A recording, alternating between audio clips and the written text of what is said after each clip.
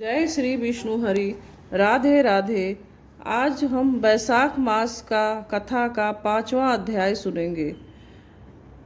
प्राचीन समय की बात है। एक छोटे से गांव में धर्मदास नाम का एक गरीब किंतु अत्यंत श्रद्धालु ब्राह्मण रहता था। उसके पास धन दौलत नहीं थी, पर उसका मन भगवान में अटूट विश्वास से भरा था।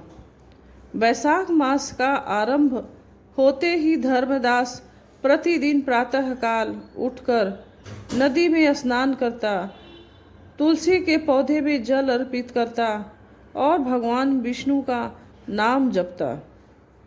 परंतु उसकी पत्नी लक्ष्मी इस सब से परेशान रहती थी।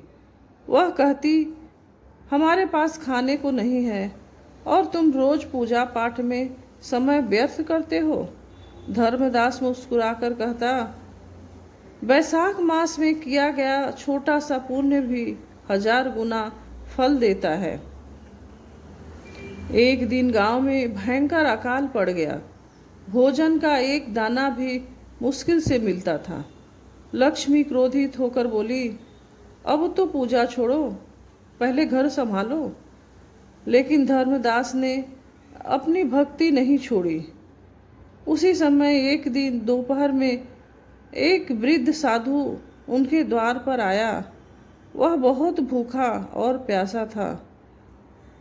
लक्ष्मी ने कहा, हमारे पास कुछ नहीं है देने को। पर धर्मदास ने अपने हिस्से की आखिरी रोटी भी साधु को दे दी। साधु प्रसन्न होकर कहा, तुमने वैशाख मास में सच्ची सेवा की है, मैं तुम्हें आशीर्वाद देता हूँ। इतना कहकर साधु अदृश्य हो गया। धर्मदास और लक्ष्मी समझ गए कि यह कोई साधारण व्यक्ति नहीं, स्वयं भगवान की परीक्षा थी। अगले दिन से उनके जीवन में चमत्कार होने लगा। घर में अन्न अपने आप आने लगा। सूखा खेत हरा भरा हो गया। गांव वाले उनका सम्मान करने लगे। लक्ष्मी को अपनी गलती का एहसास हुआ। उसने धर्मदास से कहा, मैंने तुम्हें रोका, मुझे क्षमा कर दो। धर्मदास ने प्रेम से कहा, सच्चा विश्वास ही सबसे बड़ा धन है।